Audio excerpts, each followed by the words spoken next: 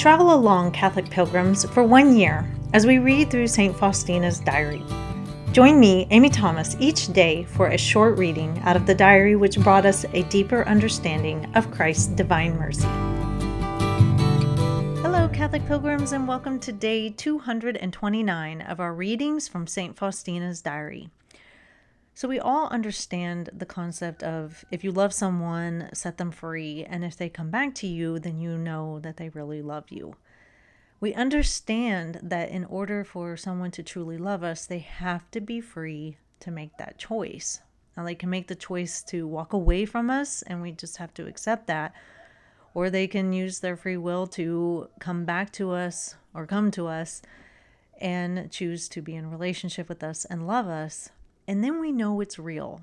We know that they really want to be with us because they chose to do it.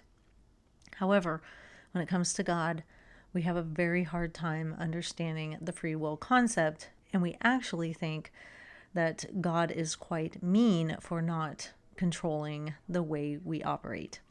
That's what we're going to talk about today in Notebook 3, numbers 1106 through 1109. Virtue without prudence is not virtue at all. We should often pray to the Holy Spirit for this grace of prudence. Prudence consists in discretion, rational reflection, and courageous resolution. The final decision is always up to us. We must decide. We can and we ought to seek advice and light. Today, during meditation, God gave me inner light and the understanding as to what sanctity is and of what it consists. Although I have heard these things many times in conferences, the soul understands them in a different way when it comes to know of them through the light of God which illumines it. Neither graces, nor revelations, nor raptures, nor gifts granted to a soul make it perfect, but rather the intimate union of the soul with God. These gifts are merely ornaments of the soul, but constitute neither its essence nor its perfection. My sanctity and perfection consist in the close union of my will with the will of God. God never violates our free will. It is up to us whether we want to receive God's grace or not. It is up to us whether we will cooperate with it or waste it. In the last evening conference, which was a preparation for the renewal of vows, Father was speaking about the happiness that flows from the 3 vows and about the reward that comes from observing them faithfully. Suddenly, my soul was thrown into great interior darkness. My soul was filled with bitterness instead of joy, and my heart was pierced with a sharp pain. I felt so miserable and unworthy of this grace, and conscious of my misery and unworthiness, I would not have dared to so much as approach the feet of the youngest postulant to kiss them. I saw the postulants in spirit, beautiful and pleasing to the Lord, and myself, an abyss of misery. After the conference, I flung myself at the feet of the hidden God amidst tears and pain. I threw myself into the sea of God's infinite mercy, and only there did I experience relief and feel that all of his omnipotent mercy was enveloping me. This is the day for the renewal of vows. Immediately upon my awakening, God's presence enveloped me, and I felt I was a child of God. Divine love was poured into my soul, and God gave me to see how everything depended on his will. He spoke these words to me. I want to grant a complete pardon to the souls that will go to confession and receive Holy Communion on the feast of my mercy. Then he said to me, My daughter, fear nothing. I am always with you, even if it seems to you that I am not. Your humility draws me down from my lofty throne, and I unite myself closely with you. One of the criticisms from people who no longer believe in God, or from people who just have never believed in God, is that they cannot believe in a God who allows bad things to happen. If he was a really loving God, he would just make everybody do the right thing so that no one was ever hurt, no one was ever in pain, no one ever lost something that just broke their heart, nobody ever wanted to hurt somebody else. God would just get rid of all that, and so we would all be living in peace and harmony. The problem is that if God made us robots, where we just always were programmed to do exactly the right thing, we would not be truly human. We would not really be creatures who could love or have the capacity to love. God, in his love, gave us free will. Now, what does that mean? It means that we have the choice to choose right and choose wrong. But God had to give us that choice, because without that choice, we would just be made to always do the right thing. But then we wouldn't ever really be showing love. We would just be like robots doing whatever God programmed us to do. But because he loves us, he gave us the choice to choose him or not choose him. And the crazy thing is we understand this concept when we're talking about like romantic relationships.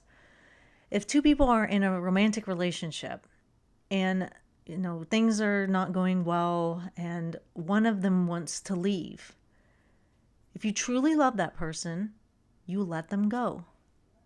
And if they come back to you by their own free will choice, then you know that they really love you. They have come back because they want to come back to you. But let's say you have this relationship and one of them wants to leave and the other person says, no, you're going to stay here and love me. You are going to love me. You have no choice in this. You cannot leave. Every single one of us would say this person is being abusive and stripping them of their freedom, and that they're not really going to love you because you're forcing them to. We all understand that. When it comes to God, we don't understand it. We actually see God as being mean that he gave us free will. Now, this free will not only encompasses us loving God, but it also encompasses us doing his will. And when we do his will, we are doing the right thing. And so we won't be hurting other people and we won't be causing pain in the world. If we are following God's will and using our free will to follow his will, we will always make the good decision that brings peace and harmony into the world. But God had to give us that choice. Otherwise, like I said, we would just be robots. And so if we can understand it in the romantic relationship, why there has to be free will, why people have to come together by their own choosing, by free will, why can't we see that God had to do the same for us? Now, he gave the angels free will too. Theirs is a little different because they have a higher intellect and they have more knowledge than we do.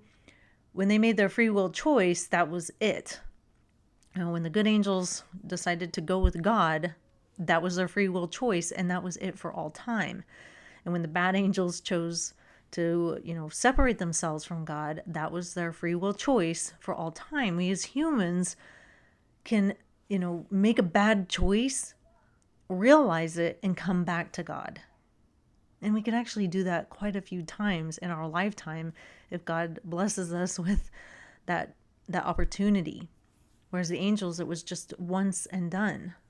But we have to see that evil is in the world because we chose it. Adam and Eve in the garden chose to separate from what God wanted them to do. Now, it seems like no big deal. Like, oh my gosh, they ate some fruit off a tree. What's the big deal? But that was God giving them the choice. Do you want to follow me? Do you want to go your own way? You got to make that choice for yourself. They chose to go the other way. And now that has a consequence for all of us, because in that fallen nature, we all tend towards doing our own will. But God still gives us free will. We can always come back to him. And God knows that we really love him when we come of our own free will to his heart and say, I want to love you and I want to be loved by you. And then it's authentic and then it's real. The consequence of free will, though, is that people will choose bad things. But another consequence is that people will choose right things. And when they choose those right things, we know that they are loving us and loving God. So, It doesn't fully answer why there's evil in the world. This is just one aspect of it. But the most loving thing God could do for us is to give us a free will choice, not to make us robots, not to program us to just do everything perfectly. And so we have to recognize that God was not being mean by allowing us to make our own decisions or consequences to our decisions, but he still allows us to make them nonetheless. So that is all for today, Catholic Pilgrims. I will see you back here for day 230. And until then, live the faith boldly and travel well.